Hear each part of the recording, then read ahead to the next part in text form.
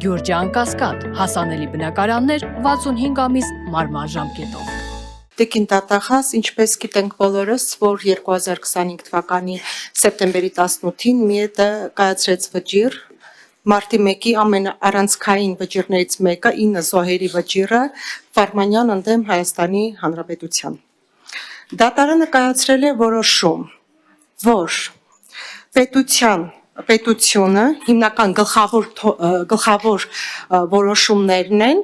որ պետությունը կիրառել է մահաբեր զենք, պետությունը կիրառել է անհամաչափ ուժ, պետությունը չի կանխել արյունահեղությունը, չի կատարել անաչառ քննություն։ Եվ իմ կարծիքով ՄԻԵՏ-ի վճիռը քննության ենթակա չի եւ ըստ ինձ պետք է տալ իրավական գնահատական եւ գործը մտնի դատարան։ Ես կխնդրեի ներկայացնել նախ տվյալ վճիռը որքանով է կատարվել եւ ինչ փուլում է գտնվում, սա մեկ,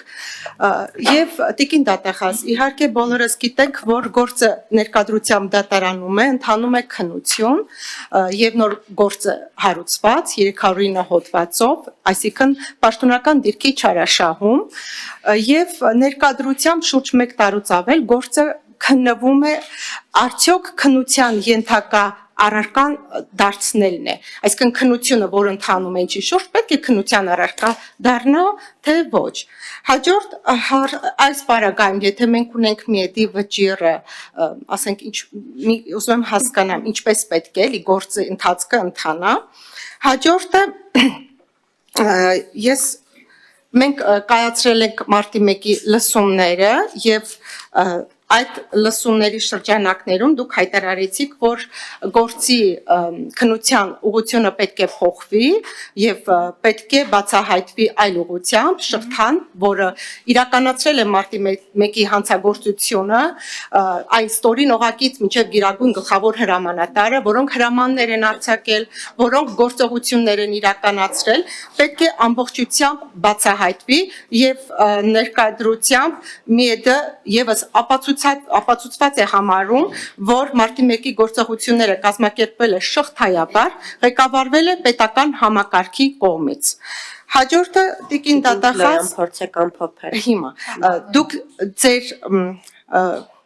լավ արձագանքի ժամանակ։ Խնդրեմ տիկին Տատախաս։ Շնորհակալություն, շարունակելով ուղղակի այն ինչ սկսել էր ասել տիկին Քլոյանը, նշեմ, որ այո, վճռի կատարումը պարտադիր է, բայց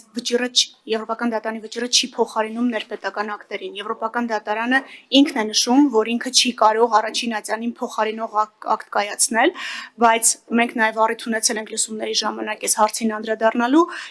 Եվրոպական դատարանը մի քանի կարևոր արձանագրում է արել եւ այդ արձանագրումների հիման վրա այս պահին, եթե վստահ եմ հետևում եք, կան դատարան ուղարկված նոր մեղադրանքներ, որոնք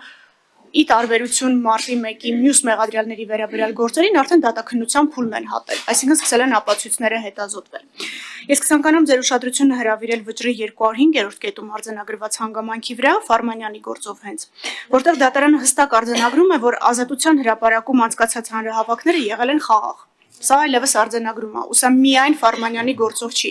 Սա դարեսկզբի գործով, ասա Միասնիկ Մալխասյանի գործով, ասա Մուշեղ Սաղաթելյանի գործով, ասա Վիրաբյանի գործով, այսինքն դատարանը կայուն ամրագրում է, որ ցույցը եղել է խաղաղ։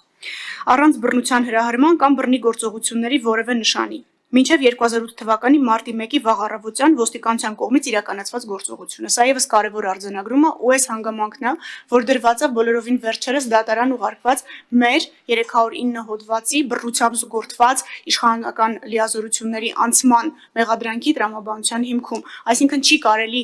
տարանջատված նայել, տիկին Թովմասյանի հարցի մեջ կար 10 անձանց սպանությունը հետևանքա մարտի 1-ի առավոտվանից սկսած շղթայական գործողությունների եւ դրանում ներգրավված են ոչ միայն ոստիկանական ուժերը, այլև զինված ուժերը։ Եվ այս առումով էլի կկրկնվեմ, բայց կասեմ, որ մենք ունենք դատարան ուղարկված ոստիկանության բարձրաստիճան պաշտոնատար անձանց մեղադրանքներ, որոնք Եվրոպական դատարանի իմ կողմից նշած այս 5 կարելի ասել հայեցակարգային վճիռների հիման վրա վաղամության ժամկետներ չենթադրող հանցագործություններ են։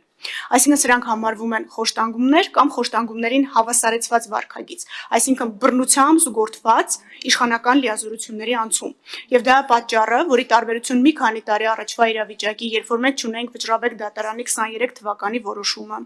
Վիրաբյանի վրա հենված, երբ որ մենք չունենք Ֆարմանյանի գործով Եվրոպական դատարանի ուղենիշային վճիռը, մենք ունենք որոշակի իրավական անորոշություն, ստեղ վաղեմության ժամկետներ կիրառելի են թե ոչ։ Բայց Եվրոպական դատարանի վճիռը շղթայական գործողությունների պատճառական կապերը իրար հետ տրամաբանորեն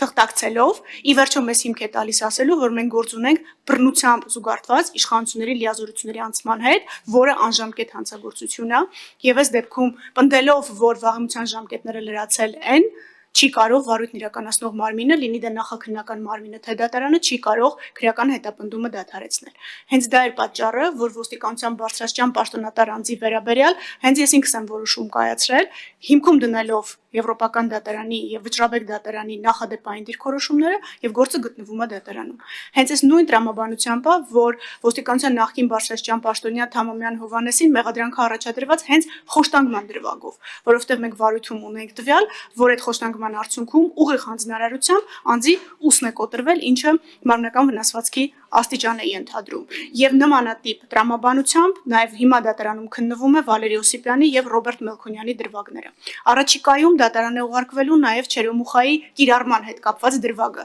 Այստեղ Եվրոպական դատարանը կարևոր արձանագրում է անում։ Ասում է, որ առանց պատշաճ պատրաստվածության ժամկետանց զենքերը առանց սահմանված կարգի կիրառումը առաջացնում է հետևանքներ, որոնց համար պատասխանատու են ոչ միայն ուղիղ կիրառած անձինք, այլև այն անձինք, ովքեր առանց պատշաճ պատրաստվածության, առանց ապահովելու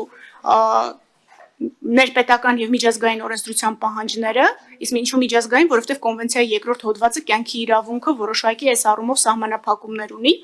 առանց այս ամեն ինչը կիրառելու թույլ է տվել, որ այս մահաբեր ուժը կիրառվի։ Այսինքն այստեղ Եվրոպական դատարանի վճիռը մեզ թույլ է տալիս ասելու, որ խոսքը չի գնում վերջին պատճառական կապին, այսինքն այս ինչը կրակեց մեկ այլ անձի վրա։ Խոսքը գնում է ընդհանրապես շղթայական մարտի 1-ի առավոտից սկսած, այսպես ասած, ոստիկանական գործողություններով, որոնք ըստ էության ագրեսիվացրել են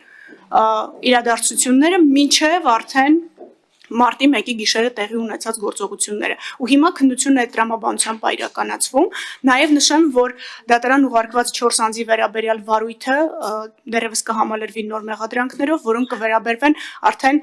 Պաշտպանության նախարարության բարձրաստիճան պաշտոնատար անձանց, որոնք էլի այս տրամաբանության մեջ օժանդակել են, որպեսզի բանակն օգտագործվի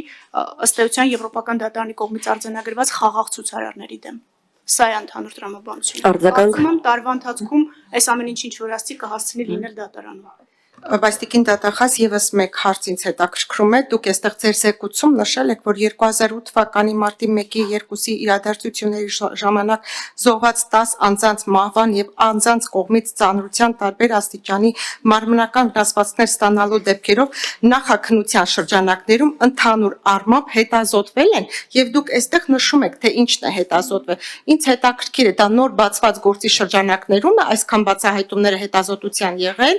եւ այդ հետազոտությունների արդյունքում ինչ որ նոր բացահայտումներ, նոր մեղադրանքներ կլսենք մենք։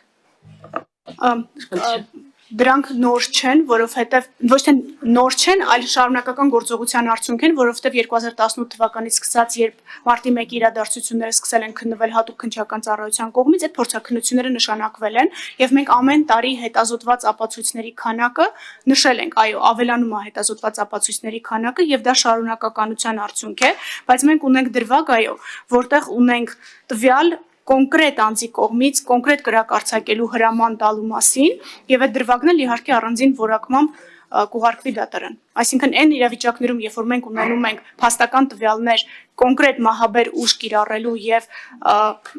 մահ հասցնելու նպատակով կրակելու վերաբերյալ հրամանի, այդ մեղադրանքներն էլ առանձին են ուղարկվում դատարան։ Բայց ամբողջը նույն մարտի 1-ի տրամաբանության մեջ է։